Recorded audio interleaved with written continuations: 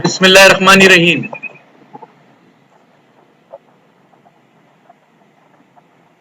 बिस्मिल्लाहिर्रहमानिर्रहीम।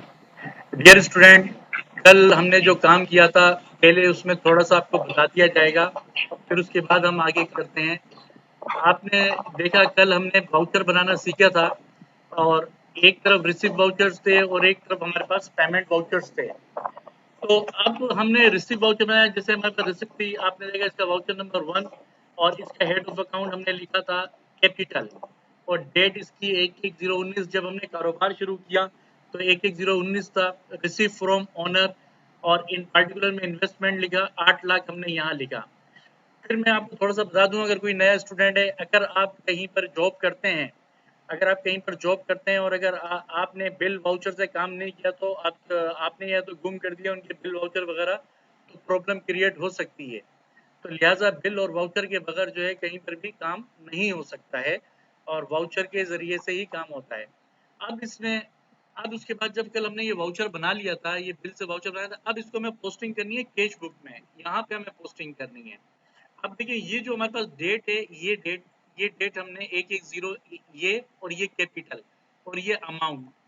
Date voucher से हम क्या उठाते हैं, डेट डेट फिर इसका हेड ऑफ अकाउंट और ये अमाउंट। फिर देख लें, मैं एक एक दो दो दफा बताऊंगा आपको कि वाउचर से हम डेट उठाते हैं, कैपिटल उठाते हैं और अमाउंट उठाते हैं। तो हम कैश बुक में गए। कैश बुक का मतलब होता है ओनली कैश और बैंक ट्रांसेक्शन। कैश बुक का मतलब होता है ओनली कैश और बैंक ट्रांसेक्शन। आपको आवाज आ रही है मेरी सबको?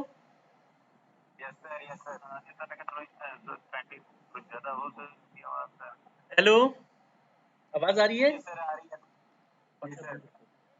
अच्छा, मैं कोशिश करता हूँ, मैं फैन बंद करवा देता हूँ, फिर आपको आवाज सही आएगी। और अब इसमें देखिए कैश बुक का मतलब होता है, कैश बुक का मतलब होता है कि जो भी हम कैश ट्रांसैक्शन करेंगे या चेक ट्रांसैक्शन करेंगे उसको हम कैश बुक में लिखेंगे। आपने देखा है जब आप लोग पढ़ते हैं तो उसमें हम लिखते हैं कि कैश को डेबिट और कैपिटल को क्रेडिट कर देते हैं, लेकिन जब प्रोफेशनल लेवल पे हम काम करते हैं तो फिर इस तरह से कैश बुक होती है, इस तरह से भी होती है और 2-3 किस्म की और कैश बुक होती है। और हर सॉफ्टवेयर वाला ये कैश बुक बनाता है और कैश बुक के बगैर काम नहीं होता है। तो हमने डेट डाली, ये जो हमारे पास वाउचर था, इस वाउचर में ये date 1/1/09, head of account capital और ये 8 लाख रुपए। तो हमने यहाँ पे डेट डाली 1/1/019 और पार्टिकुलर में लिखा हमने कैपिटल कैपिटल और ये रिसिप्ट के अंदर 8 लाख आपके आ गए। ये इंटर, ये आपका बैलेंस, कैश बैलेंस इस वक्त 8 लाख है। उसके बाद हम दूसरे वाउचर पे जाते हैं। अब देखिए दूसरा जो पेमेंट्स का बिल है, दूसरा पेमेंट्स का बिल है हमारे पास, ये आप देखें पेमेंट वाउचर है हमारे पास। ये पेमेंट वाउचर्स, ये हमारे पास दूसरा पेमेंट वाउचर है।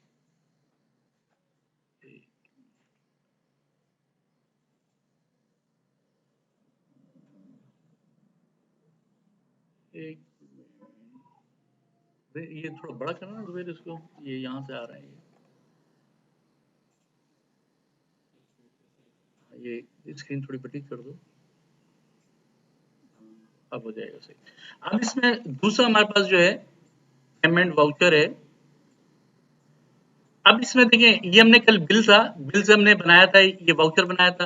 डेट है 2/1/019, हेड ऑफ अकाउंट फर्नीचर और 6,900। अब यहाँ पर आई, ये हमने पेमेंट की है, पेमेंट में है यहाँ पे 2 तारीख लिखी आपने 2/1/019 और यहाँ पे आपने लिखा फर्नीचर और यहाँ आपने लिखा फर्नीचर और यहाँ पे इसके पेमेंट में अमाउंट लिखी आपने 6,900। अब आपका कैश इन हैंड कितना रह गया? 7,93,100। आपने ये पोस्टिंग कर दी। फिर उसके बाद आप गए यहाँ पे थर्ड वाउचर में आए आप, थर्ड में आए 3 तारीख को। फिर आपकी ये सेल, आपने ऑल पर मिल्क सेल किया था, आपने ऑल पर मिल्क सेल किया था और इसमें आपने देखें कि 3 तारीख थी और हेड ऑफ अकाउंट सेल है। ये देखें 3 तारीख है और हेड ऑफ अकाउंट सेल है और 500 अमाउंट है। तो आपने क्या किया कि कैश बुक में गए और आपने यहाँ लिखा 3 तारीख और पर्टिकुलर में लिखा सेल और ये रिसिप्ट है, ये रिसिप्ट के कॉलम में लिखेंगे, यहाँ पे हमने 500 लिख दिया। अब हमारे पास कैश इन हैंड कितना हो गया 7,93,600 हमारे पास हो गया। फिर हम यहाँ गए और हमने फिर जो है हमारे पास ये पेमेंट्स बिल है, फिर हमारे पास 4 तारीख, ये 4 तारीख है, ये 4 तारीख है, ये बिल से हमने कल वाउचर बनाया था, आपको याद होगा। 4 तारीख है, स्टेशनरी खरीदी गई थी 1620 रुपए की। तो आपने यहाँ पे कैश बुक में 4 तारीख लिखा और यहाँ पे पर्टिकुलर में लिखा स्टेशनरी और इसका अमाउंट था, इसका अमाउंट है 1620। ये 1620 आपने यहाँ पेमेंट में लिखा 1620, ये आपने यहाँ लिख दिया। अब आपको याद होगा आप जब जनरल एंट्री बनाते हैं तो वो तो होता है स्टेशनरी डेबिट कैश क्रेडिट, लेकिन प्रोफेशनल में क्या होता है, प्रोफेशनल में आपके पास ये बिल आता है, बिल से फिर आप वाउचर बनाते हैं, वाउचर से फिर आप कैश बुक में पोस्टिंग करते हैं। इसी तरह से अब हम चलते हैं, 5 तारीख का बिल है हमारे पास, ये 5 तारीख का, ये वाला 5 तारीख का बिल है हमारे पास। 5 तारीख में हमने सेल किया, फिर 1000 रुपए की सेल की हमने, ये देखें 5 तारीख में ये सेल है, ये 5 तारीख में सेल की 1000 रुपए की। फिर आपने यहाँ पे लिखा 5 तारीख और आपने लिखा सेल लिखा आपने, और ये आपका 1000 सेल यहाँ पे आ गया आपका इंटर। ठीक है, उसके बाद फिर उसके बाद आपके पास पेमेंट वाउचर है।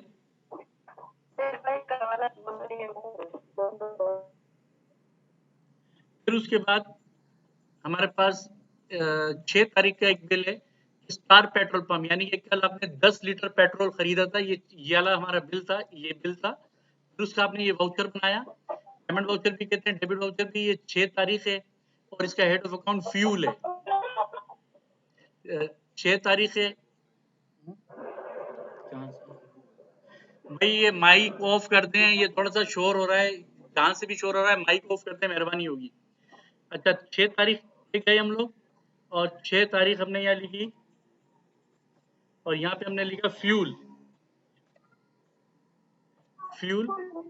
और फ्यूल हमारा जो है फ्यूल हमारा 1000 है।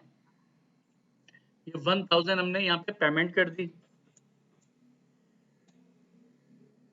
अब इस तरह से आपको एक बात समझ में आ गई होगी कि जो भी हमारा रिसिप्ट वाउचर है हम रिसिप्ट साइड पे लिखते हैं और पेमेंट वाउचर हम पेमेंट साइड पे लिखते हैं। ये बात क्लियर हुई या नहीं हुई, जरा बता दें मुझे। यस सर, जी जी सर, समझ आ गई। ये क्लियर हो गई, तमाम स्टूडेंट को समझ में आ रही है ये बात? जी जी सर, ये बिल्कुल क्लियर बात हो गई। जो रिसिप्ट साइड पे लिखेंगे वो हम जो है जो भी हमारा रिसिप्ट बिल होगा, जैसे सेल है तो वो हम इस कॉलम में लिखेंगे। जो भी हमारे पास जो भी पैसा आएगा वो इस कॉलम में लिखेंगे और जो भी पैसा जाएगा वो इस कॉलम में लिखेंगे। लेकिन ये एंट्री कहाँ से आती है? ये एंट्री आपको मालूम होना चाहिए कि इस बिलों से आती है, इन बिल से आती है। तो मैं अब थोड़ी सी एंट्रियां अपनी तरफ से इसमें ले रहा हूं। अब मैं बार बार इस तरफ करता हूँ तो थोड़ा टाइम लग जाएगा, क्योंकि अब लेजर भी मुझे बनाने, तो मैं कैश बुक पे थोड़ी अपनी तरफ से यहाँ एंट्रियां डाल रहा हूँ। अब जैसे 7 तारीख है, 7/1/19 और यहाँ मैंने लिखा मशीनरी एंड इक्विपमेंट। ये भी हमारी पेमेंट है। सपोज ये हमारी पेमेंट है 5000 की। ये हमारे पास हमारा कैश इन हैंड अब हमारे पास रह गया 7,86,980। फिर हमने यहाँ पे 8 तारीख 8/1/19 और यहाँ मैंने लिखा सेल लिखा और यहाँ पे सेल सपोज किया 15,000 की सेल हुई है, वो मैंने यहाँ लिख दी। फिर उसके बाद 9 तारीख को 9/1/19 फिर मैंने लिखा फर्नीचर हमारा जो है फर्नीचर हमने खरीदा 2000 रुपए का, ये लिख दिया। फिर उसके बाद 10 तारीख को स्टेशनरी ले लेते हैं हम, स्टेशनरी सपोज 1500 रुपए की। ये सब कहां से आ रही है एंट्रियां? ये यहाँ बिल और वाउचर से, जो मैंने स्टार्टिंग में आपको बताया ये यहाँ से कल जब मैंने बताया था, ये बार-बार मैं इधर बार-बार आऊँगा तो थोड़ा-सा आप भी परेशान हो जाएँगे, लेकिन ये आपका कॉन्सेप्ट हो चुका होगा कल से आज तक कि बिल और वाउचर से ये कैश बुक में एंट्री यहाँ आती है। अब अगर मैं इसको लेजर में पोस्ट करता हूँ, अब लेजर में ये लेजर है, ये लेजर है। मैं इसको इसका लेजर का नाम चेंज कर देता हूँ, रीनेम कर देता हूँ इसको, रीनेम इसको हम बना देते हैं कैपिटल। कैपिटल ये कैपिटल कर दिया और यहाँ पर भी मैंने कैपिटल कर दिया, कैपिटल कर दिया। अब कैश बुक से ये एंट्री वाली एंट्री रिसिप्ट साइड एंट्री हमेशा लेजर में क्रेडिट साइड पे जाएगी। ये याद रखिएगा, चाहे आप एग्रीकल्चर के अकाउंटेंट हैं, चाहे आप बैंक में अकाउंटेंट हैं, आप एयर ट्रेवल कंपनी में अकाउंटेंट हैं, आप जो है आप इंडिया में अकाउंटेंट हैं, आप सऊदी अरब में अकाउंटेंट हैं, आप पाकिस्तान में अकाउंटेंट हैं, आप अफ्रीका में अकाउंटेंट हैं, आप किसी भी कंपनी में काम कर रहे हैं, एक बात याद रखिएगा, जो भी कैश बुक की रिसिट साइड पे लिखा जाएगा, यानी कि रिसिट साइड इस तरफ लिखा जाएगा, वो हमेशा लेजर में क्रेडिट साइड पे जाएगा। ये मैंने बहुत आसान लफ्जों में समझा दिया। अब आपकी वो उम्र नहीं है कि मैं बोलूँ एसिड इंक्रीज हो तो क्रेडिट, एसिड इंक्रीज हो तो डेबिट कर दो, डिक्रीज हो तो क्रेडिट हो दो। अब उससे निकल चुके हैं आप। अब आप प्रोफेशनल काम कर रहे हैं, तो लिहाजा आपके ये ज़हन में होना चाहिए, ये आपके ज़हन में होना चाहिए कि रिसिट साइड हमेशा, ये रिसिट साइड है हमेशा ये लेजर में कहाँ जाएगी? क्रेडिट साइड पे जाएगी। ये बात आपको क्लियर हो गई जनाब? और पेमेंट साइड, ये जो पेमेंट साइड है, ये पेमेंट साइड जब भी हम पेमेंट साइड पे यहाँ लिखेंगे, वो लेजर में हमेशा डेबिट साइड पे जाएगी। ये आप जहन में रख लें, जो भी पेमेंट साइड पे लिखेंगे वो लेजर में डेबिट साइड पे जाएगी और रिसिप्ट साइड हमेशा लेजर में क्रेडिट साइड पे जाएगी। ये बात मेरे ख्याल से क्लियर हो गई होगी। अब ये हमें कैपिटल की एंट्री करनी है, यानी कि हम लेजर बना रहे हैं, समराइज कर रहे हैं, सबको अलग अलग कर रहे हैं। तो अब हमने ये लेजर बनाया, ये कैपिटल का लेजर बनाया, ये कैपिटल लिखा, इसकी डेट डाली मैंने यहाँ पे 1/1/0/19 और यहाँ पे आपने पार्टिकुलर में वाउचर नंबर देना है। जैसे कल हमने लिखा था रिसिव वाउचर 1, जो वाउचर, आवाज सही नहीं आ रही। हेलो, आवाज आ रही है? सर अभी आ रही है, अभी ठीक है सर। अब हाँ, वो थोड़ा सा प्रॉब्लम हो गया था। अब आ रही है, बिल्कुल क्लियर आ रही है? हेलो, जी सर अभी आ रही है। अच्छा, ये जो मैंने बताया था कैश सर बुक, अभी आ रही है। अच्छा, ये जो मैंने बताया था, हाँ, आवाज आपको आ रही है बेटा? हेलो, सर अभी आ रही है। जी सर। ठीक है। थोड़ी डिस्टर्बिंग हो रही है सर, थोड़ी कट रही है सर। ये रिसीप्ट और पेमेंट की समझ आ गई थी, डेबिट और क्रेडिट साइड। हाँ, ये बस अभी यहीं पर ही था मैं कि रिसिप्ट साइड हमेशा लेजर में, रिसिप्ट साइड हमेशा लेजर में क्रेडिट साइड पे आएगा, क्रेडिट साइड पे आएगा और पेमेंट साइड हमेशा लेजर में डेबिट साइड पे आएगा। ये डेबिट साइड है इसकी, ठीक है। लेजर की यही शक्ल होती है। कैश बुक में थोड़ी सी मामूली सी शक्ल में चेंज कर देते हैं सॉफ्टवेयर वाले, वरना तकरीबन कम व पेश यही होती है। मैं फिर आपको एक अच्छी तरह से डिफाइन कर रहा हूँ, घबराइएगा नहीं। कहीं पर भी आप जब काम करेंगे किसी भी कंपनी में, हर जगह कैश बुक मौजूद होगी और उस कैश बुक में यही रिसिप्ट और पेमेंट होगा। थोड़ी सी शक्ल चेंज होगी, लेकिन जब एक इंसान एक मोटरसाइकिल चला लेता है तो सब मोटरसाइकिल चला लेता है, इसमें कोई परेशान होने की जरूरत नहीं है। तो हम लेजर बना रहे थे कैपिटल का, तो यहाँ पे वाउचर नंबर मैंने लिख दिया और इसके यहाँ पर जो है मैंने हमने इसमें 8 लाख लिए थे, ये मैंने 8 लाख रुपए यहाँ क्रेडिट में लिखे और बैलेंस में भी मैंने 8 लाख रुपए लिख दिया। ये 8 लाख यहाँ, और चाहे तो इसमें फार्मूला लगा लें, यहाँ पे बैलेंस करने के लिए प्लस लगाएं और यहाँ क्रेडिट पे लाके इसको इंटर कर दें। फिर उसके बाद हमारे पास एंट्री है फर्नीचर, फर्नीचर का लेजर बनाना है हमें, तो हम यहाँ पे आएंगे लेजर में और इसको रीनेम कर देते हैं। यहाँ पे हमने फर्नीचर लिखा, फर्नीचर, और यही हमने जाके यहाँ पे जब हम यहाँ पे लिख देंगे फर्नीचर, हमारा फर्नीचर का लेजर हो गया। और अब ये हमारे पेमेंट साइड के ऊपर है, लिहाजा ये पेमेंट में हमने लिखा है यहाँ पे, ये हमारी 2 तारीख है और इसमें हम यहाँ पे 2 तारीख लिख के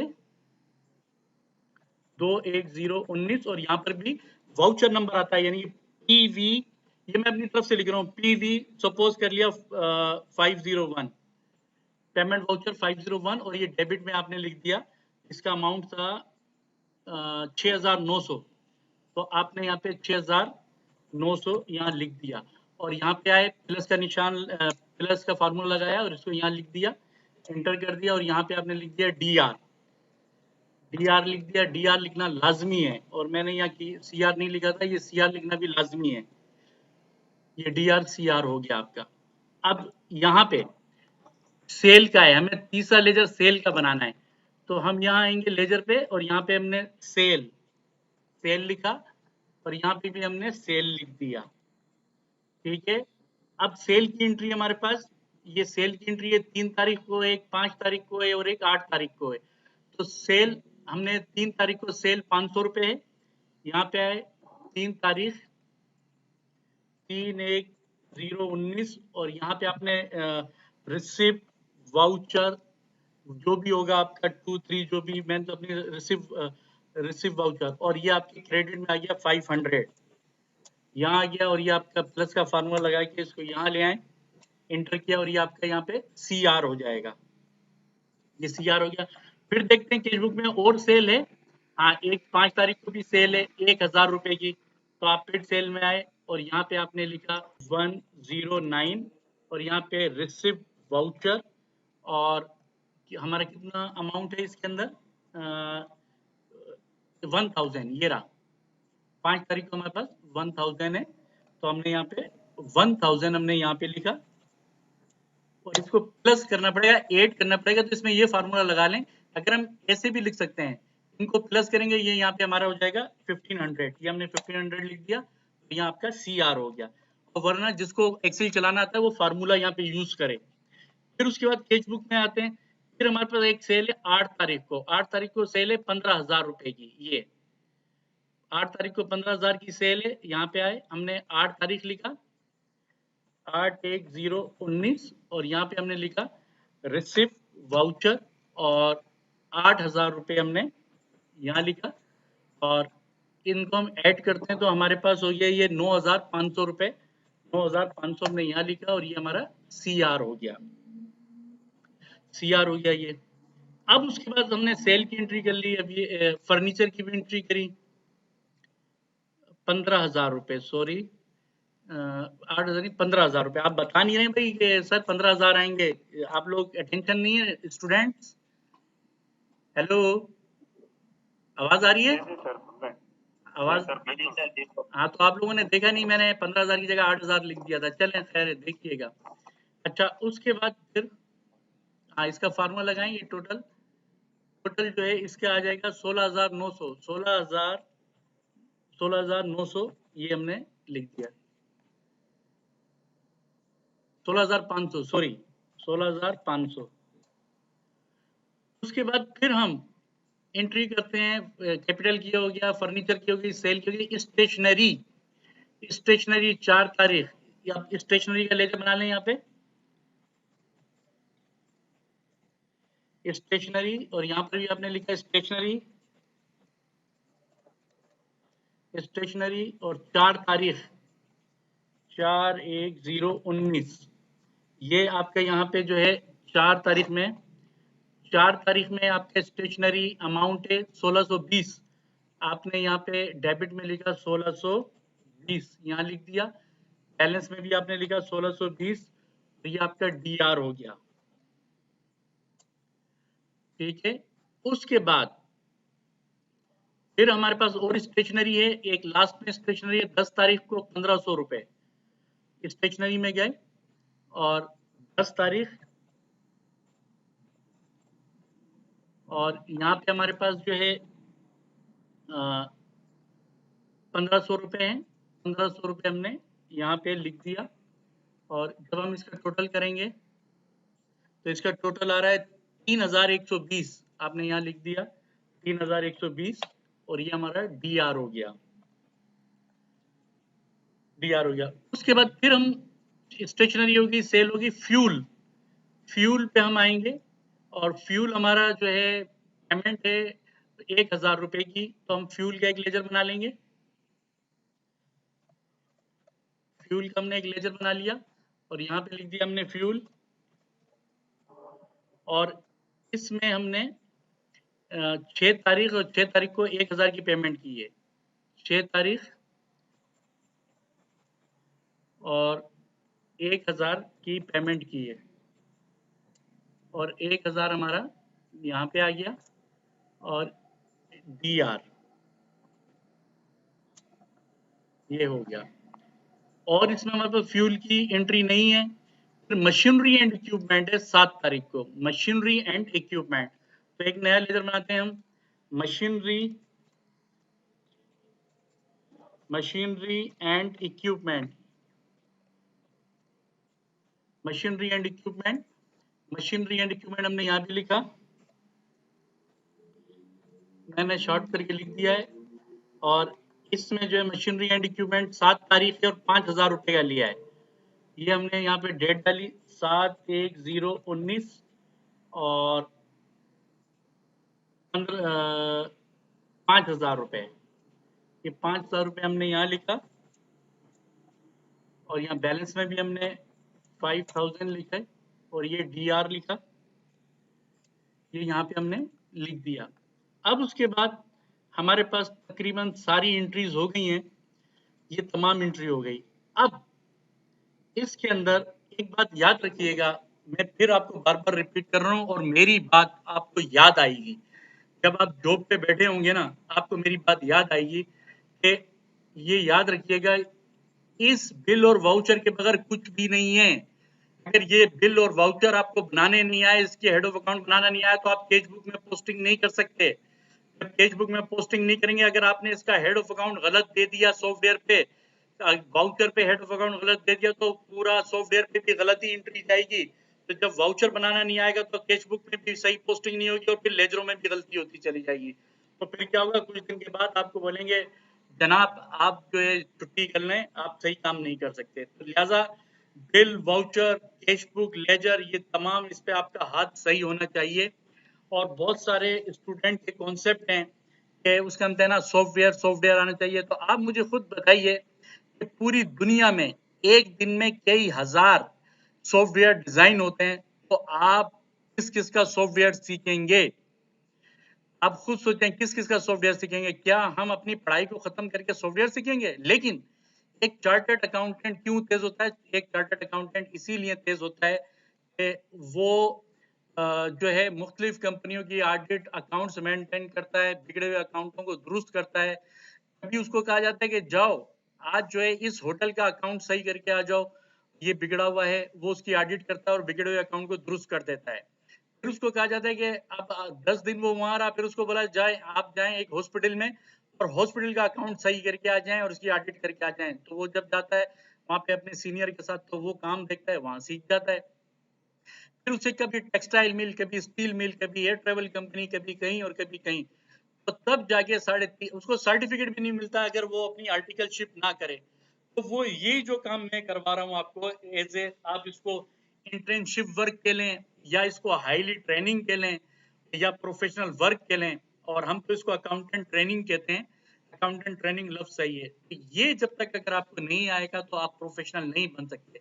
अब हम इसका ट्राई बैलेंस बना के देखते हैं, ट्राई बैलेंस के अंदर जो है ट्राई बैलेंस क्या कह रहा है इसका। अब हम यहाँ पे आते हैं, इसको जो है ट्रायल बैलेंस कर लेते हैं।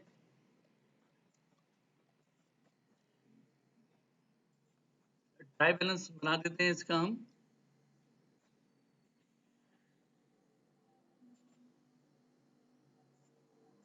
ट्रायल बैलेंस कर देते हैं इसको हम।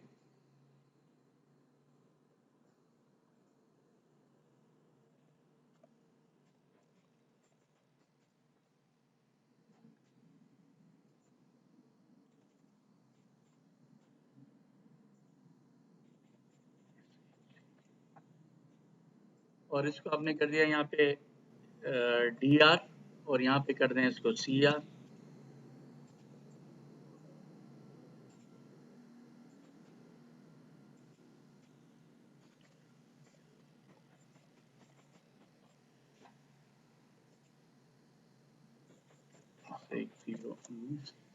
अब ट्राई बैलेंस में एक बात याद रखिएगा, कैश इन हैंड ये आता है, ये कैश इन हैंड आता है, ये जो कैश इन हैंड आ रहा है ये हमें उठाना है यहाँ से, और आपने ये कॉपी करी यहाँ से, कॉपी करके और आप ट्राई बैलेंस में गए और आपने यहाँ पे डेबिट में यहाँ पे पेस्ट कर दिया, और ये जो है आपकी यहाँ पे जो है ये आ गया, और यहाँ पे लिखा आपने cash in hand. Cash in hand अगर बैंक होता तो कैश एट बैंक होता है, ये कैश इन हैंड आपका कितना आ गया, कैश बुक में आप देखें ये कैश इन हैंड आपका ये वाला कैश इन हैंड यहाँ आ गया।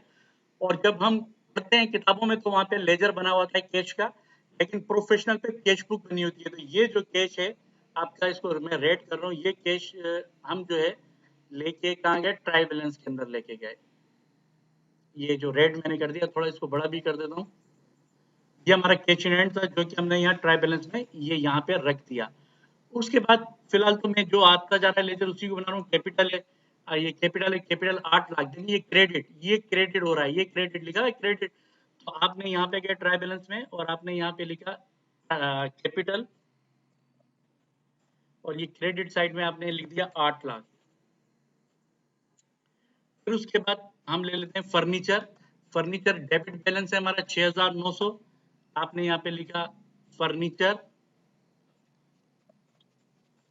और ये हमारा 6,900 डेबिट बैलेंस। जो लेजर कह रहा है, अगर लेजर कह रहा है देंगे फर्नीचर का, लेजर कह रहा है डेबिट बैलेंस, आपको डेबिट बैलेंस में लिखना है, तो आपने ये डेबिट बैलेंस में लिख दिया। उसके बाद फर्नीचर के बाद है सेल। सेल कह रहा है क्रेडिट बैलेंस, सेल कह रहा है क्रेडिट बैलेंस, कितना है क्रेडिट बैलेंस, 16,500, तो आपने यहाँ पे लिखा सेल, सेल लिखा और यहाँ पे क्रेडिट में लिख दिया 16,500। फिर उसके बाद स्टेशनरी, स्टेशनरी कह रहा है डेबिट बैलेंस, ये देखिए डेबिट बैलेंस 3,120, स्टेशनरी 3,120, और ये हमारा स्टेशनरी हमारा 3,120 हो गया। फिर उसके बाद कह रहा है फ्यूल, फ्यूल हमारा कह रहा है डेबिट बैलेंस 1,000, आप यहाँ पे गए और 1,000 आपने डेबिट में लिखा, और यहाँ पे आपने लिखा फ्यूल, फ्यूल।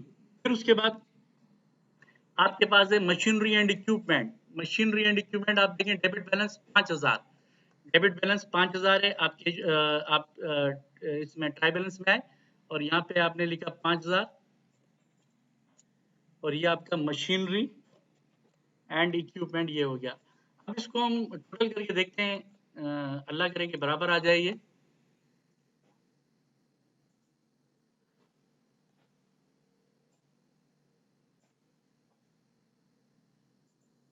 ये आ गया 8,14,500, और इसकी हम कॉपी करके अगर हम इसको यहाँ रखते हैं तो ये फर्क आ रहा है। तो इसमें फर्क कितना डिफरेंस आ गया, इसमें डिफरेंस आ गया जनाब, कोई बताएगा ये डिफरेंस क्यों आ रहा है, 2,000 का डिफरेंस है। मिस हो गई होगी। हाँ तो वो एंट्री बताए ना कौन सी, वो एंट्री हुई है फर्नीचर की मिस हुई है, ये फर्नीचर की। तो फर्नीचर में जाके हम ये है 9 तारीख, 9 तारीख यहाँ लिखा हमने 9/1/019, और ये हमने 2,000 रुपये यहाँ लिख दिया, और ये हमारा टोटल बन गया जनाब, ये हमारे टोटल हो गए 8,900, 8,900 आपने यहाँ लिखा, ये डेबिट बैलेंस हो गया आपका। और उसके बाद आप यहाँ पे ट्राई बैलेंस में गए और 8,900 आपने यहाँ पे लिखा फर्नीचर में, 8,900, ये हमारा देखिए बैलेंस इक्वल हो गया, ये हमारा ट्राई बैलेंस जो है बन गया। अब इसके अंदर अगर हम बनाते हैं जनाब इनकम स्टेटमेंट, तो इनकम स्टेटमेंट आप बना सकते हैं सेल, सेल में से लेस एक्सपेंस, जैसे आपका स्टेशनरी एक्सपेंस है फ्यूल, चले मैं बनाता हूँ यहाँ पे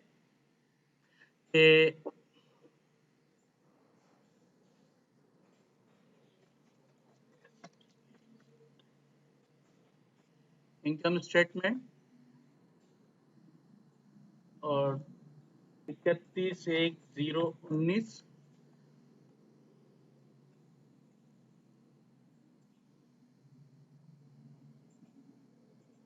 और हमने जो है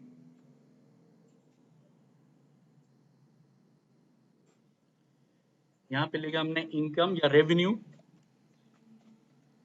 इनकम, इनकम में हमारे पास है सेल, सॉरी चलिए यहाँ अमाउंट लिख देता हूँ इसका मैं।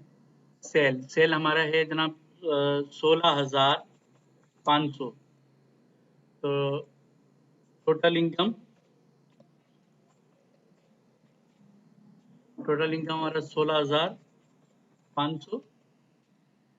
उसके बाद लेस एक्सपेंस एक्सपेंस हमारे कौन कौन से हैं? एक्सपेंस हमारा स्टेशनरी,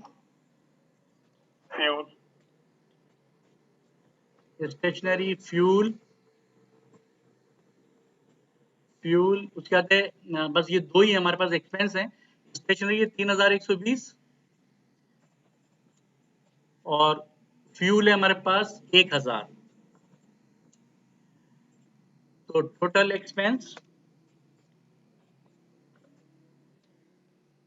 एक्सपेंस हमारे पास हो गए 4,120। इनकम हमारी है 16,500, इसमें से हमने माइनस किया, माइनस टोटल एक्सपेंस 12,380। ये नेट इनकम हो गई हमारी, नेट इनकम हमारी ये हो गई 12,380। अब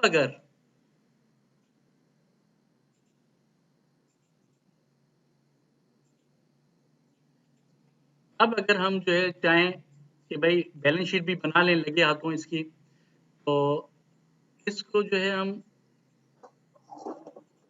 कॉपी करते हैं और यहाँ पे जो है पेस्ट कर देते हैं। यहाँ पे किया आपने, इधर लिखा बैलेंस शीट, बैलेंस शीट लिख दिया। और फिर उसके बाद आपने लिखा यहाँ पे एसेट्स लिख दिया। एसेट में हमारे पास जो है एसेट में हमारे पास कैश इन हैंड, ये रहा कैश इन हैंड। ठीक है, इसको भी कॉपी कर लेते हैं हम। पहले नॉन करंट एसेट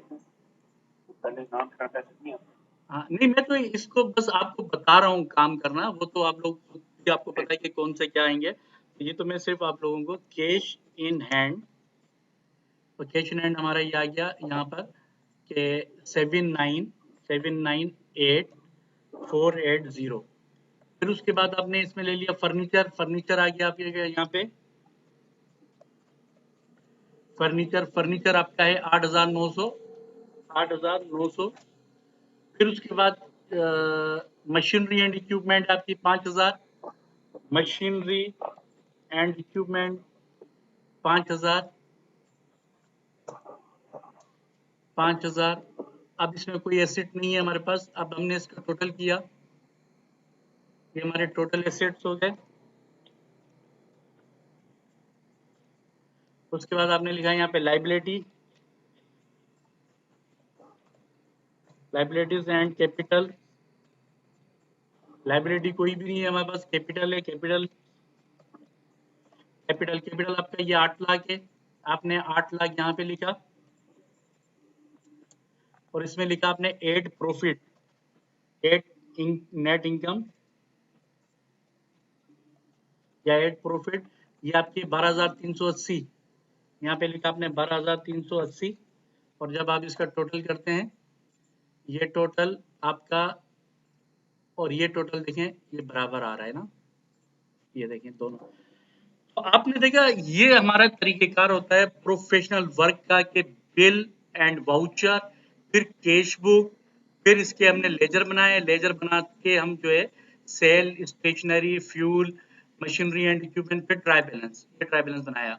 एक बात याद रखिएगा, ये सिर्फ कैश बुक का एक पेज था, लेकिन अगर किसी कंपनी में कैश पे भी काम हो रहा है और चेक के थ्रू भी काम हो रहा है और उसके बैंक में 15 अकाउंट हैं, 15 हैं, 16 हैं, 10 है, 5 हैं, 3 है, 1 है बैंक अकाउंट, तो आपको इतनी ही कैश बुकें खोलना पड़ेंगी। फिर मेरी बात याद रख लीजिएगा, ये ऑप्शन पीच ट्री में भी है, ये ऑप्शन आपके टाली में भी मौजूद है। मेरी बात फिर याद रखिएगा, अगर आप किसी बैंक या किसी कंपनी में काम कर रहे हैं, किसी भी कंपनी में, चाहे आप ऑस्ट्रेलिया में हैं, चाहे आप इंडिया में हैं, चाहे आप यूएई में हैं, चाहे आप पाकिस्तान में हैं, आप सऊदी अरब में कहीं भी हैं, अगर उस कंपनी के 10 बैंक अकाउंट हैं, 10 बैंक अकाउंट से वो लेन देन करता है, तो आपको इस तरह की कैश बुक 10 बनाना पड़ेंगी हर सूरत में। और यही चीज आपकी हिस्ट्री में भी ऑप्शन है और टाली में भी ऑप्शन है, तो अब इससे हम भाग नहीं सकते, लिहाजा ये बात आपको मैंने मुंतकिल करी। और ये तो और लेजर एक ही रहेगा, चाहे फर्नीचर 10 में आप खरीदें, अगर 10 कैश बुकों में से आप फर्नीचर खरीदते हैं, लेजर एक ही रहेगा, इसी में वो आता जाएगा। जनाब बात समझ में आ रही है आप लोगों के? जी सर एग्जैक्टली। ठीक है सर जी, बोलिए।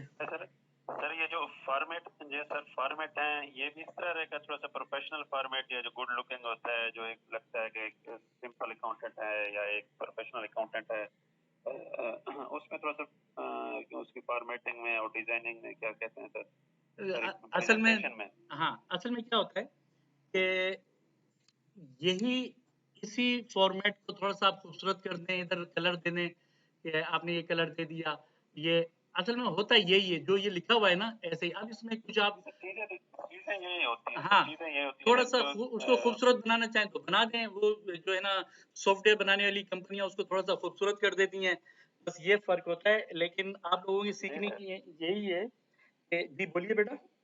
मेन चीजें तो यही है सर, आप सही कह रहे हैं, मैंने जो भी जी जी सर। दूसरा एक क्वेश्चन ये है कि जब हम हेड ऑफ अकाउंट या चार्ट ऑफ अकाउंट बनाते हैं सर, जी ठीक है ना जी सर, जब हम सपोज यहाँ पे एक फर्नीचर का आ गया है कैश बुक में, जी सपोज अब अगर मैं फर्नीचर का दूसरा बनाने की कोशिश कर रहा हूँ, मुझसे गलती हो जाएगी तो वो दूसरा चेंज हो जाएगा ना हेड ऑफ अकाउंट। जब हेड ऑफ अकाउंट चेंज हुआ तो वो ऑटोमेटिकली लेजर में फर्क आ जाएगा, कैश बुक पे लेजर भी गलत फर्क हो लेजर जाएगा। पे, ठीक है कोई बात नहीं है।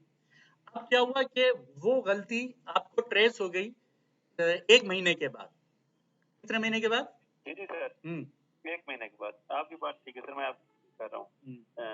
दूसरी बात ये है कि सर ये जब हेड ऑफ अकाउंट बनाते हैं तो वो जब टाइप करने लगते हैं, सपोज मैं फर्नीचर लिख रहा हूँ लेकिन इस वक्त मेरे जहन में फर्नीचर एंड समथिंग चेयर या दूसरा फर्नीचर है, तो वो मुझे जो एक्सेल की खसूसियत है कि वो खुद ही बता देता है कि आपने ऑलरेडी टाइप किया हुआ है फर्नीचर, तो गलती का चांसेस मिनिमम हो जाता है। जब आपने यहाँ पे सर ऐसे फर्नीचर दोबारा टाइप किया आपने अपनी कैश बुक में, तो वो कुछ इस तरह का ऑलरेडी जो टाइप होता है, जो वो खुद आ जाता है, वो पहले नहीं था वो यानी कि हाँ वो खुद आ जाता नहीं। कहने का मतलब ये था कि आपका सवाल सही है, वो खुद ब खुद भी आ जाता है, खुद बताता है। लेकिन आवाज बहुत कम आ रही है। हेलो देखो आवाज बंद तो नहीं है, चेक करो क्लियर, ये देखें सही। अच्छा असल में क्या होता है वो खुद ब खुद आ जाता है, और लेकिन उसमें ये होता है कि इत्तेफाक की बात है कि आपसे कोई वाकई गलती हो गई कैश बुक में, और आप लिखना चाह रहे थे फर्नीचर और आपने लिख दिया मशीनरी एंड इक्विपमेंट, ठीक है ना, मशीनरी एंड इक्विपमेंट लिख दिया तो वो गलती हो गई आपसे, और वो आपने एंट्री कर दी, सब कुछ हो गया, और वो गलती ट्रेस हुई आपकी जाके कहाँ के 1 महीने के बाद या 2 महीने के बाद या 3 महीने के बाद या 4 महीने के बाद या 1 साल के बाद ट्रेस हुई। तो जिस तारीख को वो गलती ट्रेस होगी उसी दिन वो रेक्टिफाई करना पड़ेगी आपको, फिर एक वाउचर बनाना पड़ेगा रेक्टिफाई का, नया वाउचर बनाना पड़ेगा। हाँ रेक्टिफाई का एक वाउचर बनाना पड़ेगा। वो अगर पेमेंट गलत हो गई है तो फिर आपको वो वाउचर बनाना पड़ेगा, वो वाउचर बना के। अच्छा इसमें एक और इम्पोर्टेंस बात है कि इसमें एक इम्पोर्टेंट बात और है कि जनरल वाउचर का भी एक बहुत बड़ा कॉन्सेप्ट है। इसका जनरल वाउचर का, जनरल वाउचर का भी एक बहुत बड़ा कॉन्सेप्ट है, जनरल वाउचर का भी एक बहुत बड़ा कॉन्सेप्ट है उसके अंदर। और वो जनरल वाउचर में वो एंट्रियां जिनका कैश से ताल्लुक नहीं होता, वो जनरल वाउचर में हम पोस्टिंग करते हैं, वो नॉन कैश एंट्रियां कहलाती हैं वो। और नॉन कैश एंट्रियां बेशुमार किस्म की होती हैं, वो हम इसमें पोस्ट करते हैं। मिसाल के तौर पे आपने जो है एक फर्नीचर लिया और फर्नीचर के पैसे नहीं दिए, तो हमने किया फर्नीचर को डेबिट कर दिया और फर्नीचर पेबिल को क्रेडिट कर दिया, तो हमारी जनरल वाउचर एंट्रियां होती हैं, ठीक है, बेशुमार एंट्रियां होती हैं, वो कैश बुक में नहीं आएगी। जब पेमेंट करेंगे फिर कैश बुक पे आएगी। जी जी, उसको सर उसके लिए अलग एक जर्नल लेजर हाँ होता है जिसमें हम जनरल, हाँ जनरल वाउचर वो इस टाइप का होता है जनरल वाउचर। बिल्कुल जैसे जनरल एंट्री बनाते हैं ना हम लोग, जैसे मैं यहाँ बना देता हूँ आपको कि ये आपने यहाँ लिखा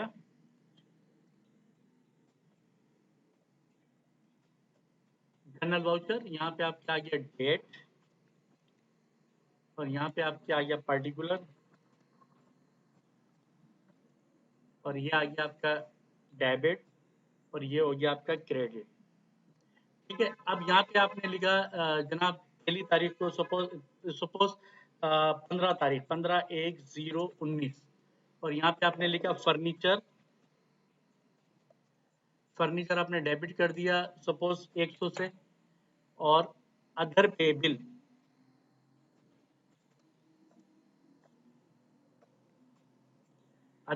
को आपने क्रेडिट कर दिया 100 रुपए से। अब देखिए ये उधार हमने खरीदा था, लिहाजा इस कैश बुक में नहीं आएगा। अब ये फर्नीचर डेबिट हुआ है ना, तो ये फर्नीचर डायरेक्ट इस फर्नीचर लेजर में आ जाएगा, यहाँ पर आएगा और यहाँ आके डेबिट हो जाएगा और यहाँ लिख देंगे हम जेवी। और इसी तरह से फिर हमारे पास ये अदर पेबिल का एक लेजर बनेगा और अदर पेबिल में एक लेजर बनेगा और वो वहां पे जाके क्रेडिट हो जाएगा। तो ये आपकी एंट्री बराबर हो जाएगी। तो वो एंट्री जो नॉन कैश एंट्री है वो कई हजार किस्म की होती हैं, लेकिन अभी ये मौजूद थी तो ये मैंने आपको बता दी। मेरे ख्याल से बात समझ में आ गई होगी आपको। जी सर, एग्जैक्टली। इंशाल्लाह फिर हम आगे और अगर फ्री ट्रेनिंग कराते तो आपको इन्फॉर्म करेंगे, और अगर कोई 1 महीने की ट्रेनिंग लेना चाहता है तो वो फिर मुझसे मेरे पर्सनल नंबर पे कॉल कर ले, तो फिर मैं उससे बात कर लूंगा। ठीक है, ठीक है सर। ओके डियर स्टूडेंट, आज हमने यहीं तक ही काम को रखा। मुझे उम्मीद है कि आपको समझ में आया होगा। ठीक है, thank you so much. Okay, Allah Hafiz. Thank you. Allah Hafiz.